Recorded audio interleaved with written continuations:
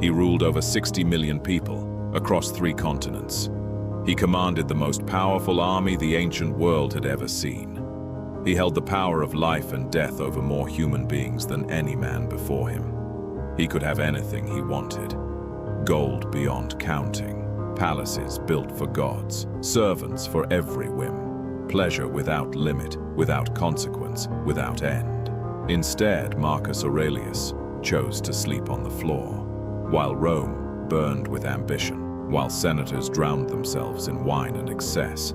The most powerful man alive lived like he owned nothing at all. This is the story of an emperor who had every reason to become a tyrant, and instead became one of the wisest men in human history. In the year 161 AD, Marcus Aurelius inherited the throne of Rome. But he did not inherit peace. War raged on the eastern frontiers. Germanic tribes pushed against the northern borders. A plague, later called the Antonine Plague, was beginning to spread through the empire, a disease so devastating it would eventually kill millions. The entire weight of civilization rested on the shoulders of one man.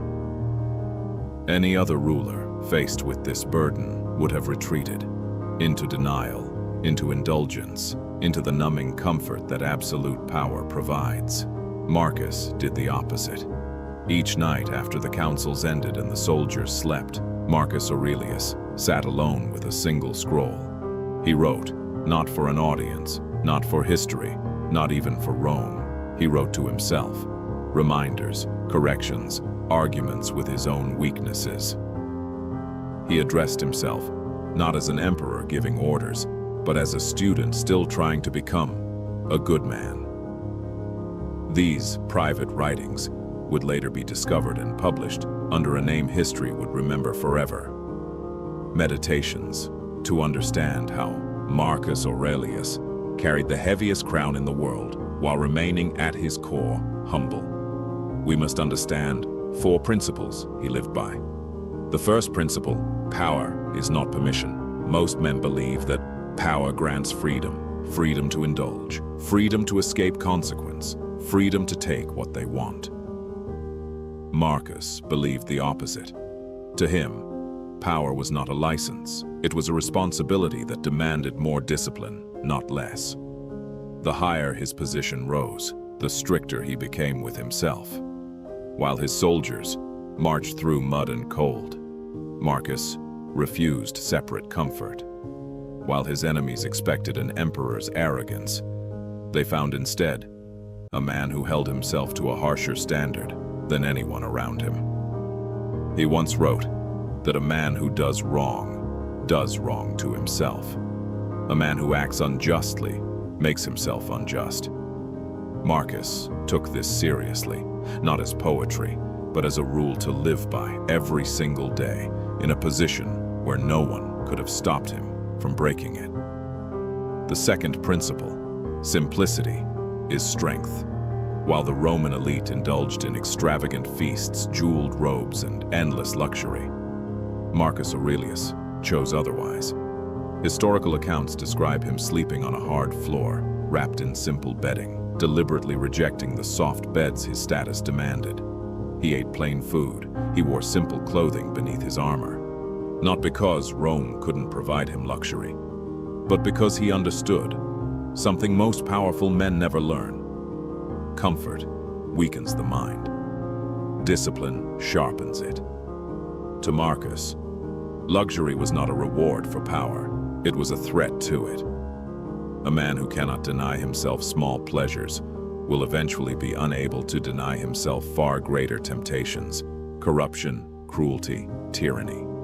So he practiced restraint daily in the smallest of things, to remain strong in the largest of things. The third principle, serve, don't rule. Marcus did not see the throne as a seat of domination. He saw it as a post of service. In his writings, he reminded himself constantly that he existed not to be served by Rome, but to serve Rome. He wrote, "Waste no more time arguing about what a good man should be. Be one." This was not advice for his subjects. It was a command to himself, repeated relentlessly. because he understood that leadership without self-discipline becomes tyranny.